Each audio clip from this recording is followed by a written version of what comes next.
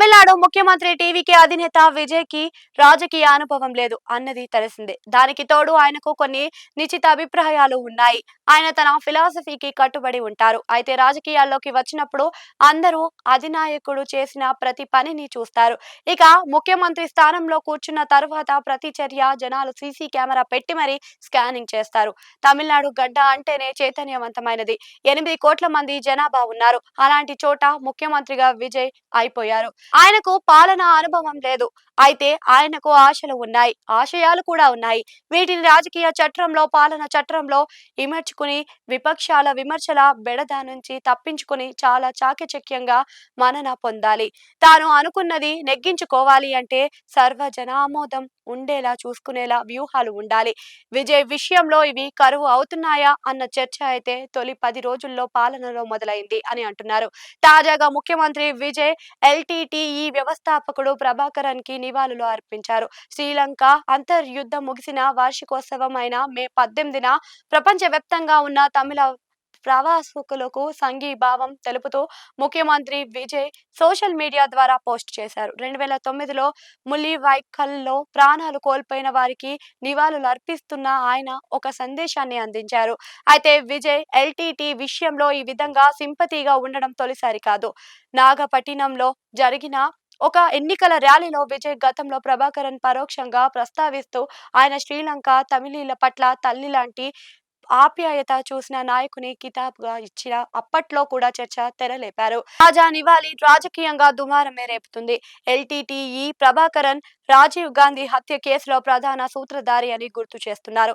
1991 మే నెలలో 21వ తేదీన రాజీవ్ శ్రీ పెరంబుదూర్ వచ్చినప్పుడు ఆయన దారుణ హత్య జరిగింది. దీని వెనుక ప్రభాకరన్ పాత్ర ఉందని అంటున్నారు. కాంగ్రెస్ కి కూడా ఎల్టీటీఈతో ఏ రకంగా సంబంధాలు ఉన్నా తమిళ పార్టీలైనా ఇష్టం ఉండదు. ఈ కారణంగానే చాలా కాలం పాటు డిఎంకేని దూరం పెట్టింది ఆ పార్టీ. ఇదిలా ఉంటే విజయ్ కి ఎల్టీటీఈ మీద సింపతి ఏమైనా ఉందా అన్న ఒక చర్చ అయితే ప్రభాకరన్ కి నివాళులు అర్పించడం ఏంటి అంత ఆలోచిస్తున్నారు. ఇక ఛాన్స్ దొరికిందని బీజేపీ ముఖ్యమంత్రి విజయ్ మీద తీవ్ర స్థాయిలో విమర్శలు ఎక్కుపెట్టింది. ఎల్టీటీఈ రాజీవ్ గాంధీని హత్య చేసిన సంగతి తెలియదా అని ప్రశ్నించింది. ఆ గ్రూప్ కి చెందిన సభ్యురాలే రాజీవ్ ని హతమార్చింది అన్నది కూడా గుర్తు చేసింది. అలాంటి సంస్థకు వ్యవస్థాపకుడికి నివాళులు అంటూ కాంగ్రెస్ దీనికి ఏమి జవాబు చెబుతారు అని కూడా ప్రశ్నించింది. అసలు రాజీవ్ కుమారుడు అయిన రాహుల్ గాంధీ దీని మీద ఏం మాట్లాడతారు అని కూడా ప్రశ్నించింది. విజయ్ పార్టీకి నైతికంగా అలాగే నెంబర్ పరంగా కాంగ్రెస్ ఇచ్చిన 5 ఎమ్మెల్యేల బలం అత్యంత కీలకంగా ఉంది. ముందు ఆ బలం వచ్చిన తర్వాతే చిన్న పార్టీలు సాయానికి తాము వచ్చాయి.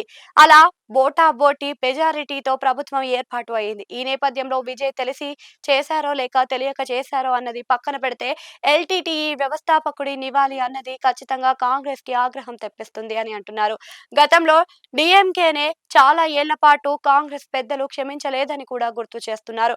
ఒకవేళ కాంగ్రెస్ కనుక కోపగించి మద్దతు ఉపసంహరిస్తే విజయ్ ప్రభుత్వం కుప్పకూలిపోయే ప్రమాదం కూడా ఉందని అంటున్నారు.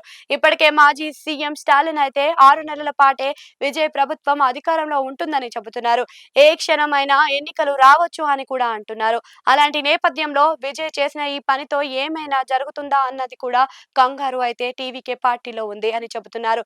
అయితే విజయ్ నివాళులు అర్పించింది ఎల్టీటీఈ వ్యవస్థాపకుడికి మాత్రమే కాదని శ్రీలంకలో పెద్ద ఎత్తున ఊచకోతకు గురి అయిన వేలాది మంది తమిళీలకు అని సమర్థించుకుంటుంది. కానీ విషయం ఇలా ఉంటే కాంగ్రెస్ ఏం చేస్తుంది, ఎలా రియాక్ట్ అవుతుంది అన్నది చర్చ. మొత్తానికి విజయ్ ఆస్థాన జ్యోతిష్యునికి పదవి ఇచ్చి వెనక్కి తీసుకోవడం ఇప్పుడు ఎల్టీటీఏ ఇలా తన ఆలోచనలు ఏవైనా రాజకీయ వాతావరణ ప్రభుత్వ సమీకరణలో అన్ని దృష్టిలో ఉంచుకోవాల్సి ఉంది అన్నది కూడా విశ్లేషకుల మాటగా ఉంది.